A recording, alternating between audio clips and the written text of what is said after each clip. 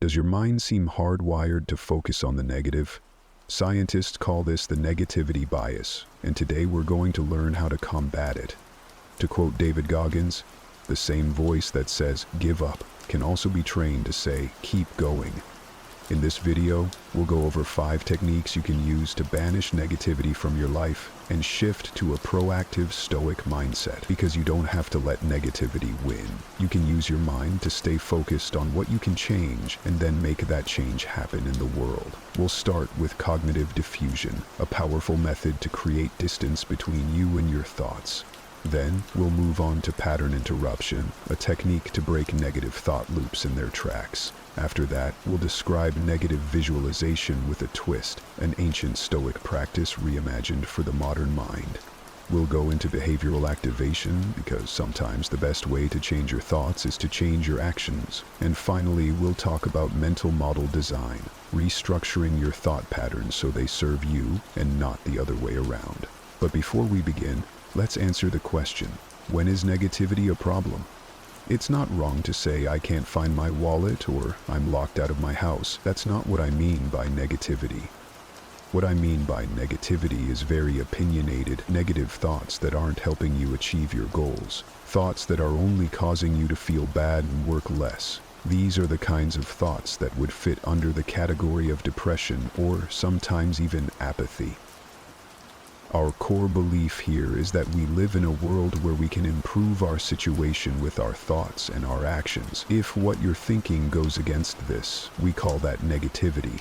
As Epictetus said, we can't control what happens to us, but we can control our reactions to it.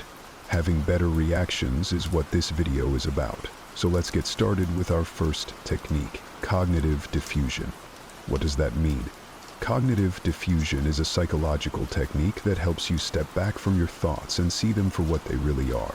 They are just thoughts, not facts or reality. The word diffusion is the opposite of fusion. It's about separating yourself from your thoughts for a moment instead of being fused or stuck to them. Here are a few examples of how cognitive diffusion works in action. Instead of saying, "I'm a failure," you learn to notice, "I'm having the thought that I'm failing right now."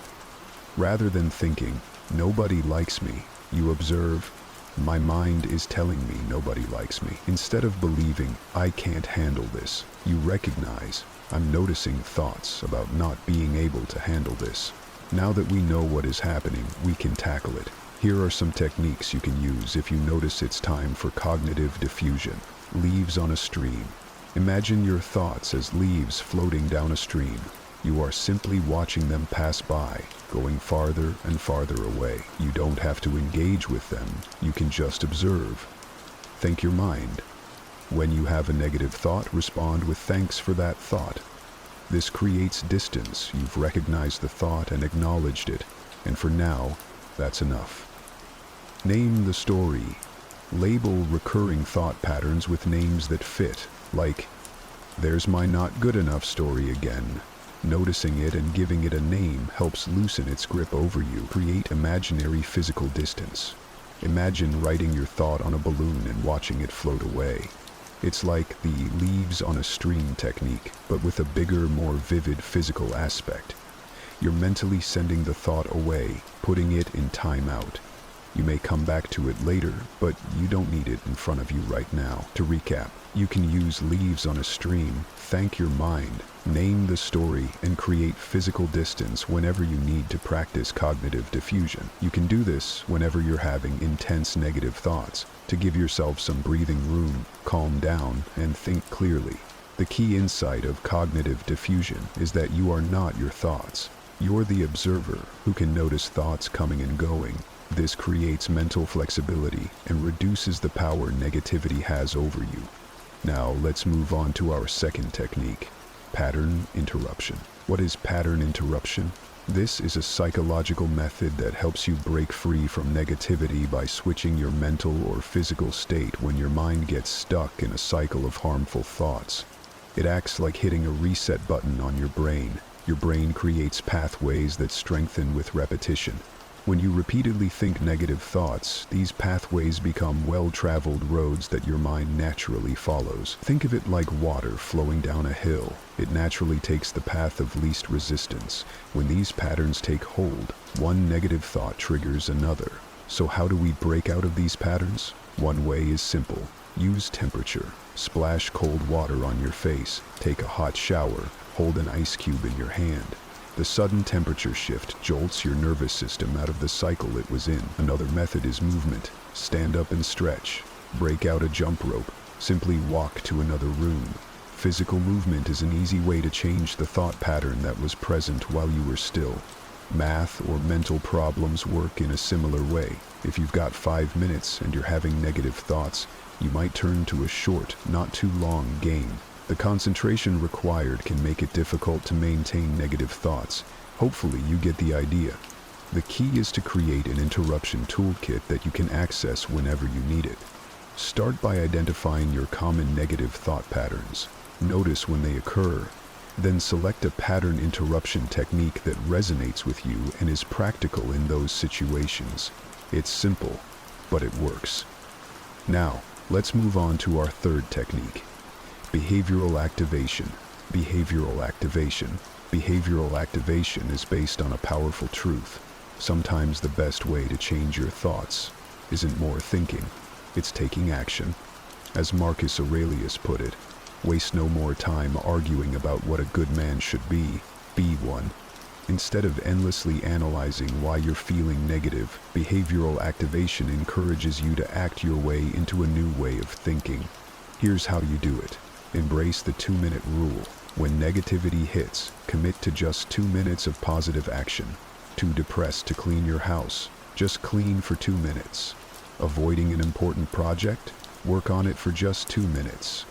Often, you'll find yourself continuing beyond those first minutes once you've overcome the inertia of starting. Focus on building a positive history of action. Each small action you take creates evidence that contradicts your negative beliefs. If you think, I never follow through on anything, completing even one small task provides concrete proof against that thought. Over time, these positive data points add up, making it harder to maintain negative narratives. Create specific action plans for different thought types. For thoughts like, I'm not making progress, your action might be to list 3 things you've accomplished. For I'll never be good enough, your action could be practicing a skill for 15 minutes. The key is having pre-planned responses ready when specific negative thoughts appear. Track your successes to build momentum. Keep a simple log of the actions you take and how they affect your mood. This creates a visible record of your progress and helps you identify the activities that help you feel the best. When negative thoughts tell you that nothing matters or nothing will help, behavioral activation challenges that directly benefit with evidence. It's hard to maintain the belief that you're powerless when you're actively taking steps to improve your situation. To summarize, start small with the 2-minute rule. Build positive data points that contradict your negative beliefs. Create specific action plans for different thought patterns. Track your successes to reinforce progress. This technique works because it moves you from passive to active within the context of your life. And that shift alone can be enough to break the grip of negativity and put you back on top. Our fourth technique is all about gradual improvement. It's called thought recording. The idea is simple. By examining your thoughts systematically, you can learn to separate critical thinking from unhelpful negativity. It starts with tracking your thoughts effectively. Today we have powerful tools in our pockets that can help us do this. Apps like Mood Notes, Thought Diary, or even just a simple notes app on your phone. The key is to write down emotional thoughts quickly as soon as they come to you. Once you've captured a thought, here's what to do with it. Examine the evidence, both for and against. Example, if you think my presentation was a disaster, you might list evidence for, I stumbled over my words, but also challenge it with evidence against, my boss thanked me afterward. This approach helps you generate a balanced perspective. Instead of thinking, I'm terrible at presentations, you might conclude, I had some rough moments, but I also connected with my audience. With practice, I can improve. Keep the good critical insights while discarding unhelpful negativity. As the Stoics understood, acknowledging reality, including its difficulties, is crucial for developing wisdom. Thought recording is about seeing situations clearly without the distortion of excessive pessimism. To recap, next time you notice a persistent negative thought, write it down exactly as it appears in your mind. List evidence both for and against it. Create a more balanced alternative that represents the truth of the situation better. What you'll often find is that your belief in the negative thought decreases, not because you've forced yourself to think positive, but because you've engaged with reality more fully. And that can only be a good thing. Our fifth and final technique is mental model design. While our other techniques help you work with negative thoughts as they arise, mental model design is about restructuring your environment to prevent negativity from taking hold in the first place. Think of it this way. If you wanted to eat healthier, you wouldn't just rely on willpower. Each time you open the fridge, you'd stock your kitchen with nutritious foods and remove temptations. The same principle applies to your mental environment. Let's start with your physical space. Your surroundings have a profound impact on your thoughts. The ancient Stoics understood this. Seneca advised carefully choosing the company we keep and the environments we live in. This could be as simple as creating a dedicated area for focused work, free from distractions, or it could mean decluttering your living space to reduce visual chaos that contributes to mental noise. Research shows that people who work in organized environments are able to persist longer on challenging tasks. A win that helps you overcome the circumstances that allow negative thoughts to arise. Next, consider your digital environment. Our devices can be gateways to either inspiration or despair. Try this. Audit your phone's home screen and social media feeds. Replace apps that trigger anxiety with tools that support reflection or learning. Set boundaries around news consumption if you find it feeds your negativity bias. Beyond your physical and digital spaces, mental model design includes creating positive, thought-supporting routines. The Stoics emphasize the importance of daily practices that strengthen the mind. Marcus Aurelius began each day with journaling to set his intentions and remind himself of his values. You might establish a morning routine that includes a gratitude practice or visualization of successful outcomes, or an evening routine that involves reflecting on what went well, not just what went wrong. These practices create pathways in your mind that make positive thinking more automatic over time. Finally, mental model design involves having the courage to restructure your life situation. Sometimes the bravest thing you can do is remove yourself from environments that are fundamentally misaligned with your values or growth. As Epictetus said, make the best use of what is in your power and take the rest as it happens. Mental model design works because it acknowledges that humans are contextual beings. By thoughtfully shaping your environment, you're making it easier for your best self to emerge naturally. You're creating conditions where positivity becomes the path of least resistance rather than something you have to fight for constantly. In essence, you're designing a life where stoic resilience becomes your default setting. So, start there and then keep improving your environment to make yourself stronger. And with that, we reach our conclusion. In this video, we've explored 5 powerful Stoic techniques to overcome negativity: cognitive diffusion to create distance from unhelpful thoughts, pattern interruption to break negative mental cycles, behavioral activation to act your way into better thinking, thought recording to study your thoughts, mental model design to create an environment that supports positive thinking. The negativity bias is powerful, but so is your ability to reshape your thoughts and reaction. As Marcus Aurelius reminded us, the happiness of your life depends upon the quality of your thoughts. By applying these Stoic principles consistently, you can transform your relationship with negativity and build resilience that serves you in every area of life. Whether you're starting a business, changing careers, or facing any other life challenge, we hope these principles help you find your way forward. Remember, like Epictetus said, you have the power to transform any circumstance into an opportunity for growth. Whether you're practicing cognitive diffusion, interrupting negative patterns, activating positive behaviors, recording your thoughts, or designing mental models, Every moment is a chance to strengthen your inner citadel, to turn past failures into present strength. We often neglect the one person who is with us every step of the way, ourselves. It's easy to fall into the rhythm of solving problems for others and being a pillar of strength. Yet, when the curtains close and we're left in the quiet of our own company, the silence can be overwhelming.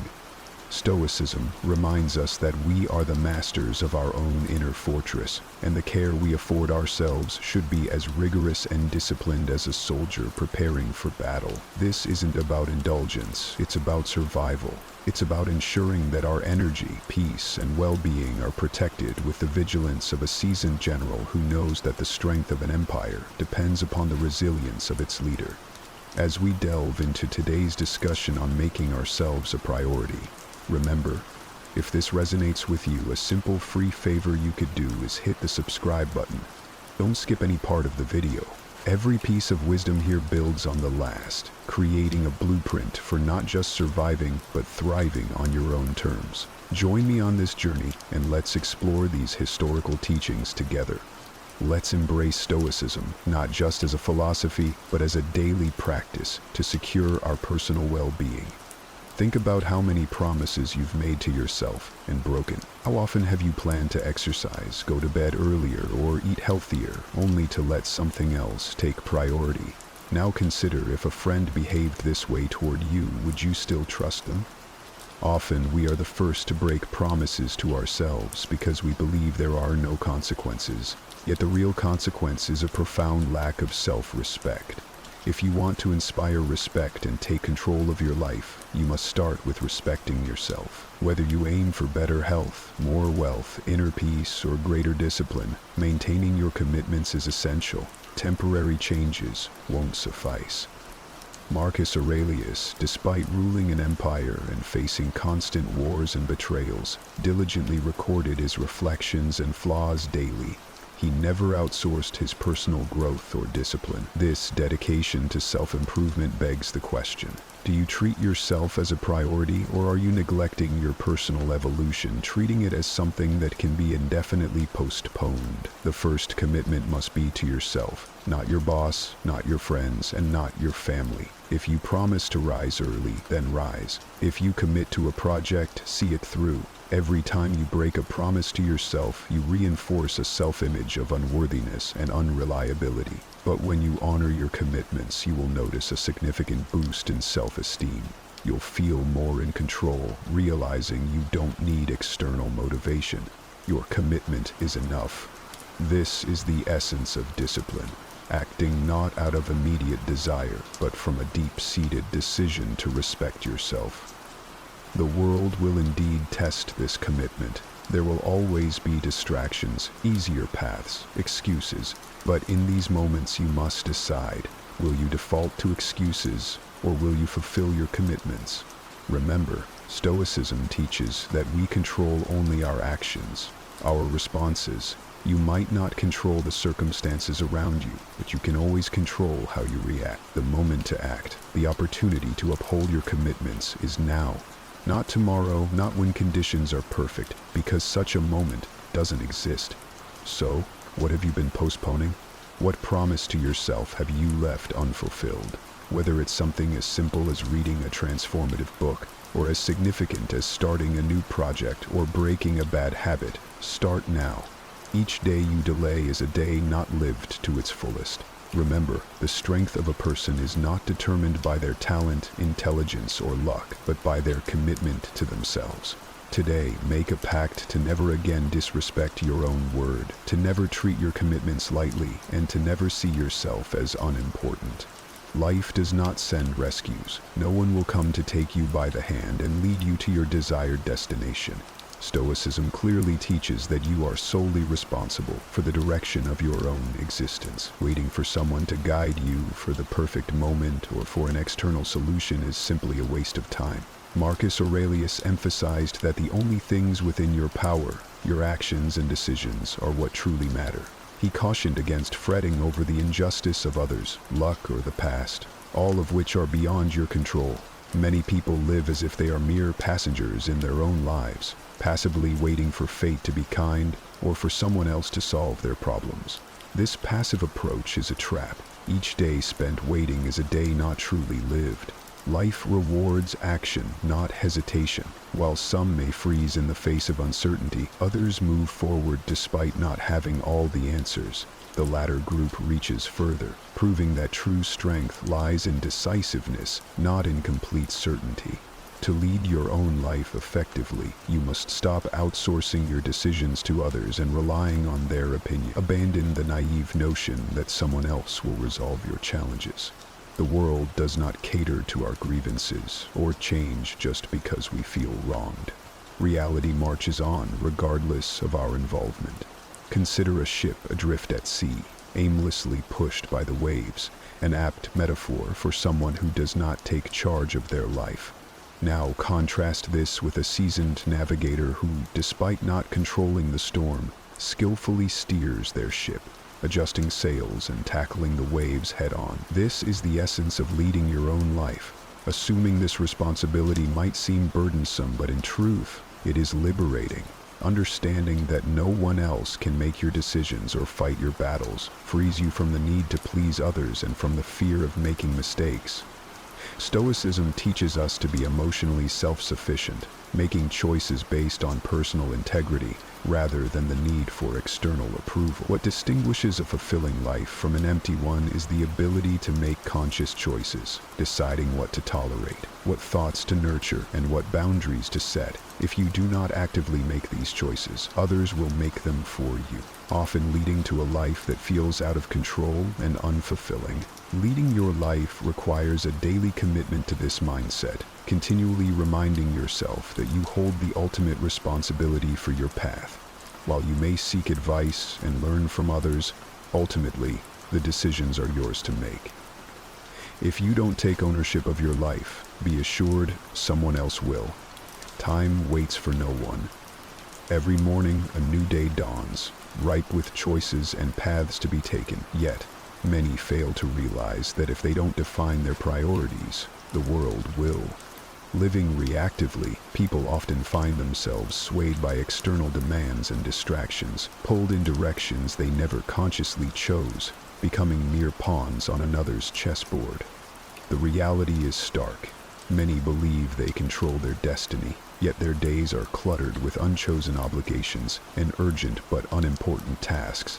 This scenario unfolds not by chance, but by failing to set personal priorities. Whether it's a demanding job, societal expectations, or mere procrastination, these forces conspire to waste our time on trivialities. Marcus Aurelius, a Stoic luminary, understood that life's brevity meant each moment had to be used wisely. He knew that focus determines reality. Without direction, we drift aimlessly, like a leaf in the wind. His discipline in choosing priorities was not just about productivity, but a matter of honor, preserving the precious commodity of time.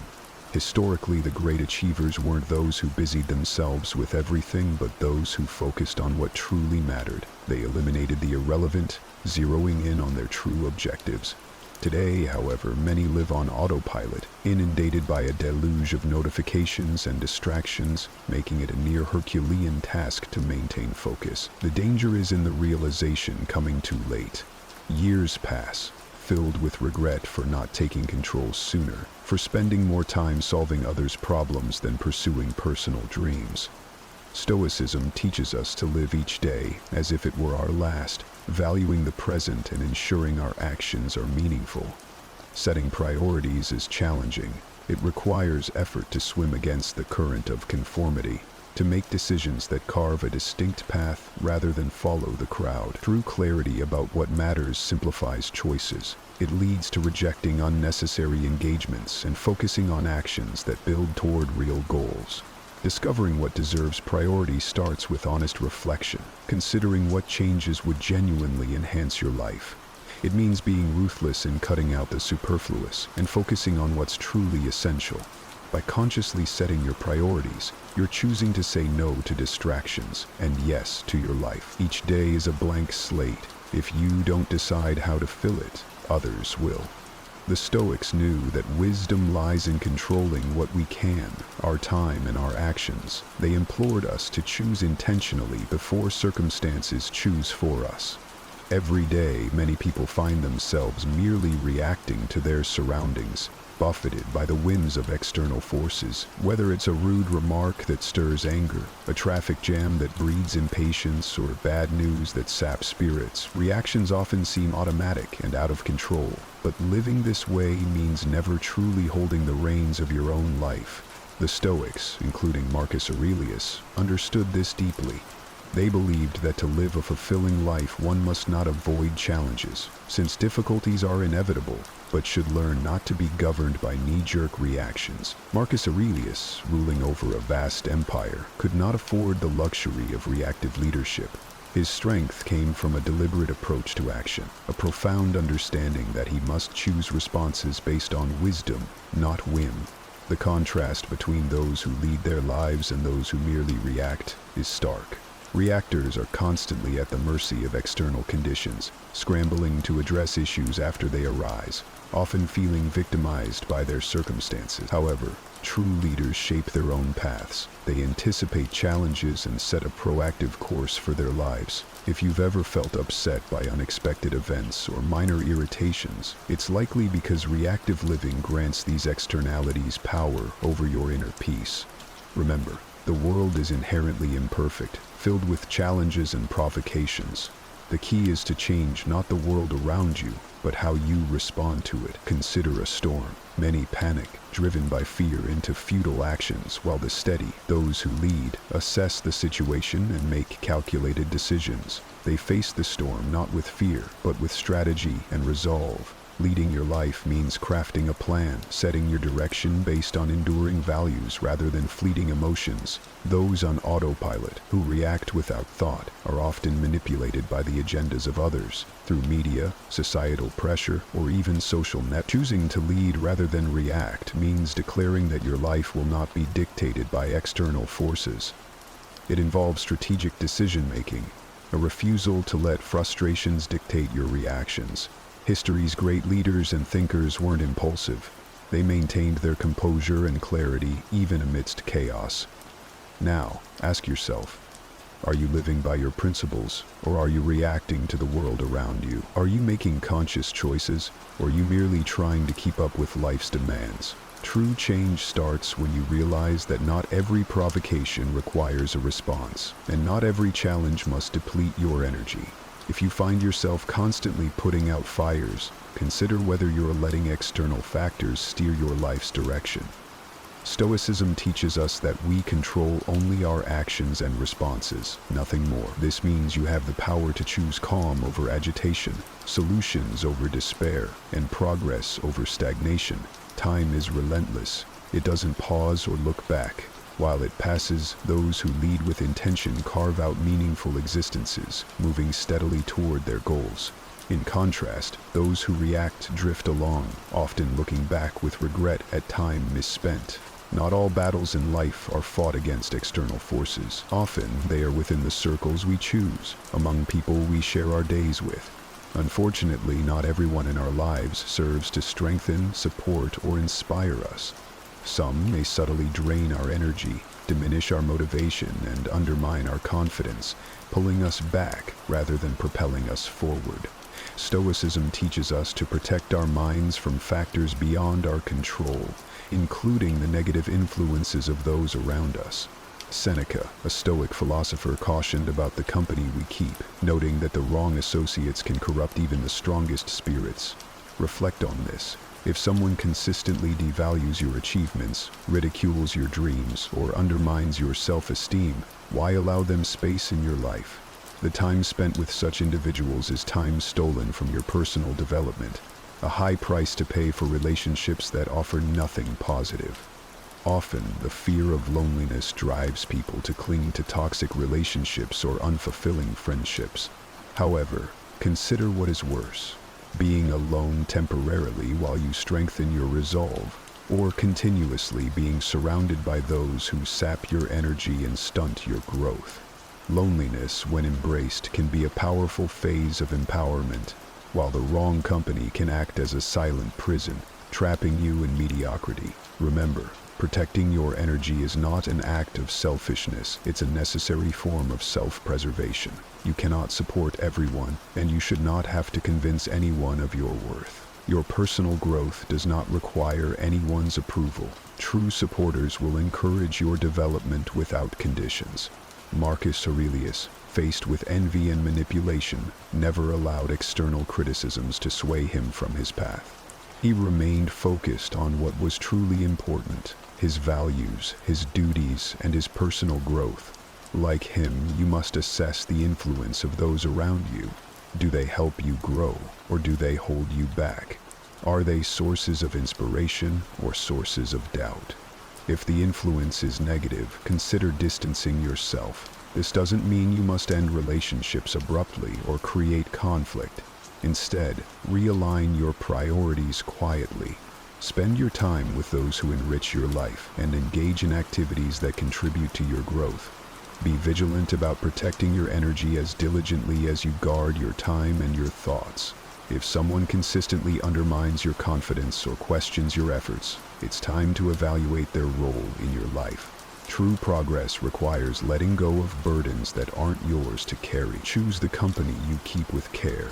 They have a significant impact on your life's trajectory. The most decisive battles are not waged on a physical battlefield, but within the confines of your own mind. Your thoughts directly influence how you feel, act, and perceive your potential. A mind plagued by insecurity, doubt, and self-sabotage predestines you for defeat before you even engage with the world. The Stoics, particularly Epictetus, taught that we are not disturbed by events themselves, but by the views we adopt about them. It's not the obstacles that define us, it's how we interpret them. Consider the process of a blacksmith forging a blade. The metal isn't born sharp, it is heated, hammered, and honed with precision. Similarly, your mind requires regular conditioning to remain sharp. Neglected, it can become as ineffective as a rusty blade, unfit for the battles of life. Those who train their bodies yet neglect their minds might appear strong, but they often falter under pressure due to internal fragility, manifesting as fear of failure, paralysis under stress, or chronic self-doubt. Your reality is sculpted by the thoughts you nurture. A mindset steeped in defeatism leads to a life lived in the shadows of failure. Conversely, a mind trained for resilience, strategy, and optimism can withstand the greatest of life's challenges. The good news is that the power to reshape your mind is entirely in your hands. Thoughts, like muscles, strengthen with consistent exercise. Focus on fostering mental patterns that empower and support your aspirations. A well-trained mind can manage doubt and fear without being overwhelmed by them. It possesses the clarity to use every experience as a stepping stone toward growth. The Stoics believed that while the world could strip you of material possessions and external stability, your thoughts remain inviolably yours. Therefore, the real question is whether you are actively fortifying your mental fortitude or allowing it to degrade in an autopilot existence. Many accept limiting beliefs without scrutiny. I'm not good enough, I always fail, or this won't work for me. These negative scripts often stem not from factual assessments, but from past hurts and the projected opinions of others. A robust mind challenges these narratives, evaluating and rejecting them if they don't align with reality. Consider what your mind has been absorbing. Are your thoughts reinforcing your strengths, or are they eroding your confidence? Remember, the true battlefield lies within, and victory is determined not by external circumstances, but by internal resilience. Take charge of your cognitive processes. Don't let your mind become your adversary. Instead, cultivate it as your ally, one that propels you toward your goals with precision and positivity. The outcomes you experience in life are reflections of the thoughts you choose to entertain and believe. Solitude is often misunderstood. Far from being a sign of weakness, it is a profound source of strength. In our noise-filled world, we are taught to view being alone as a problem, a symbol of failure or abandonment. Yet history's greatest minds, from Stoic philosophers to visionary leaders, have recognized solitude as a vital opportunity for growth and self-discovery. The Stoics, in particular, valued solitude not as a curse, but as a precious gift. Marcus Aurelius, surrounded by the demands of his empire, cherished his moments alone for reflection. Epictetus, from his humble beginnings as a slave to becoming a revered philosopher, emphasized the importance of finding peace within oneself rather than seeking it through others. Seneca, through his letters, spoke of how true loneliness isn't about the absence of others, but the inability to be comfortable in one's own company. When you learn to be alone without feeling lonely, you unlock a transformative power. Solitude becomes not just a momentary retreat, but a space to engage deeply with your own thoughts, to reflect on your actions, and to plan your future. It is here in the quiet that you can truly listen to your own voice and forge a formidable inner strength that external circumstances cannot shake. Many avoid solitude, fearing the discomfort it may bring, filling their lives with endless distractions, social media, entertainment, and superficial interactions to escape facing themselves. But avoidance keeps you weak. It leaves you unprepared for life's inevitable challenges. Being alone should not be equated with being lost. On the contrary, it offers a unique chance to find yourself, to understand your desires, and to cultivate resilience. Consider this: the most intense growth often occurs not in the presence of others, but in the solitude of one's mind. Like warriors who train away from the battlefield, individuals who embrace solitude use it to sharpen their minds and fortify their spirits. They emerge not only ready to face the world, but also to shape it according to their vision. The challenge, then, is not to avoid solitude, but to embrace it, to see it as a vital phase of self-development where you can establish a foundation of self-sufficiency. This doesn't mean cutting off relationships or eschewing social interactions, but rather ensuring that your relationship with yourself is the core from which strength radiates. In the silence of being alone, ask yourself, are you comfortable with who you are? Are you ready to use this time not as a punishment, but as a profound period of personal growth? Those who master solitude master themselves and become truly unshakable, no matter what life throws their way. Respect is not something you can buy, demand, or plead for. It must be earned. But crucially, it can only be genuinely received from those who respect themselves. Expecting respect from someone who lives in neglect of their own worth is an exercise in futility. The Stoics taught us to focus on what we can control and to disregard the rest. Marcus Aurelius, in his Meditations, emphasized acting with justice, integrity, and wisdom, irrespective of how others treat us, highlighting that those who do not respect themselves are often unable to genuinely respect others. Reflect on the times you felt disappointment from not receiving the acknowledgement you deserve. Consider the energy and time spent seeking approval from those who do not even value themselves. Such efforts are doomed from the start. Respect mirrors the appreciation visible within one's self. It cannot be forced from those who have none for themselves. Many try to win over individuals who undervalue everything. They fail to understand, however, that you may appear as a threat rather than a figure deserving respect to someone entrenched in mediocrity and self-pity. Those lacking principles might feel threatened by your discipline and integrity, responding not with respect, but with minimization or ridicule. The Stoic way teaches us to pick our battles wisely. It is ineffective and exhausting to seek respect from those incapable of giving it. Your role is not to educate everyone on the virtues of principled living, but to embody those virtues yourself without seeking external validation. When you cease to seek respect from those who cannot offer it, you empower yourself. You realize that the only respect that truly matters is the respect you hold for yourself. This internal respect fosters true strength and independence. The Stoics lived this truth. They did not court external approval but found satisfaction in living righteously according to their own moral standards. This realization liberates you. No longer will you expend energy trying to change perceptions that are immovable. Instead, you will live freely, guided by your values and principles, not swayed by the need for external affirmation. True respect starts from within and radiates outward. When you respect yourself and live unapologetically according to your principles, you become truly unshakable. Ask yourself, are you living for the recognition of others, or are you living a life true to your values? Remember, the respect that counts the most is the respect you earn from yourself. Do not waste time on those who have not learned to see their own value. Continue to be steadfast, integral, and forward-moving. True confidence doesn't happen by accident, nor does it suddenly manifest when you need it most. It is meticulously crafted during unseen moments through silent preparation, unnoticed decisions, and seemingly insignificant daily habits that ultimately shape who you are. Many mistakenly believe that confidence springs forth from external recognition, opportunities, or overcoming challenges. However, real confidence stems from actions taken when no one is watching. A warrior's strength isn't proven on the battlefield alone, nor does a speaker's eloquence emerge solely before an audience. Just as a wise person's wisdom isn't confined to moments of decision, all these traits are the results of what has been diligently built in private.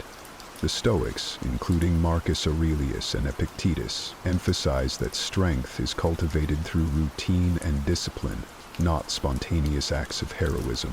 They knew that the foundation of a resilient life is laid away from the public eye. If you aspire to be formidable when the world challenges you, your discipline must be consistent during moments of solitude.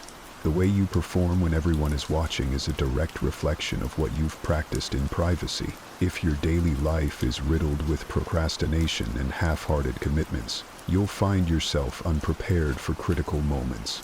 Conversely, if you establish robust habits, train your mind for resilience, and maintain unwavering discipline, you'll be equipped to handle any adversity.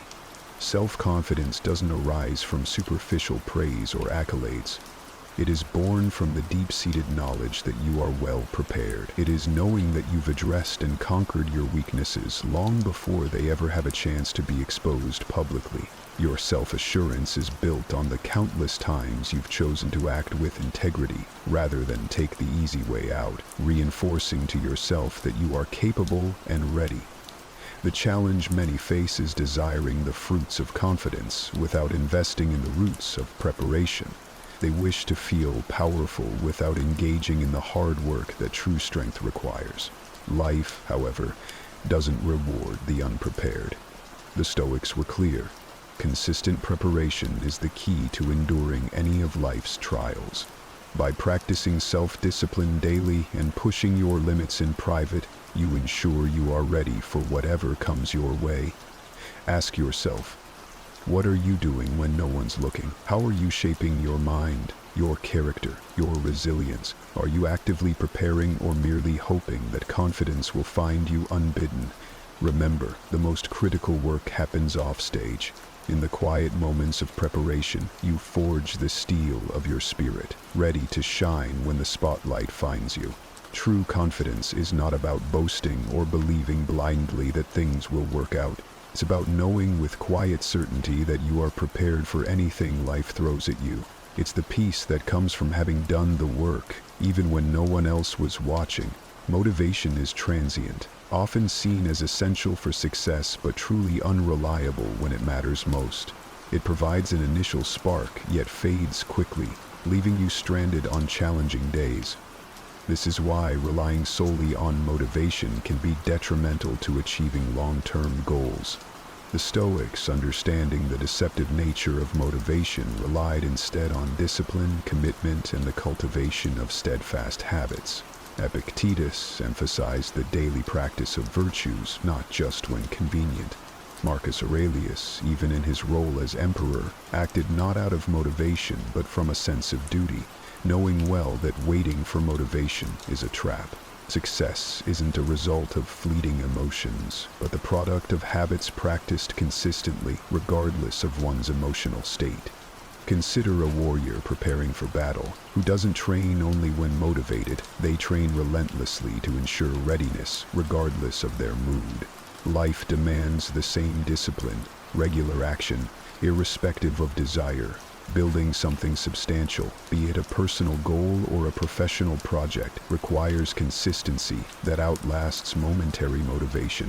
Habit formation is crucial, as it underpins any significant achievement. Actions should stem from a commitment to these habits, not the whims of feeling inspired. Many fail because they are conditioned to act only when they feel right, a notion that undermines the very essence of discipline.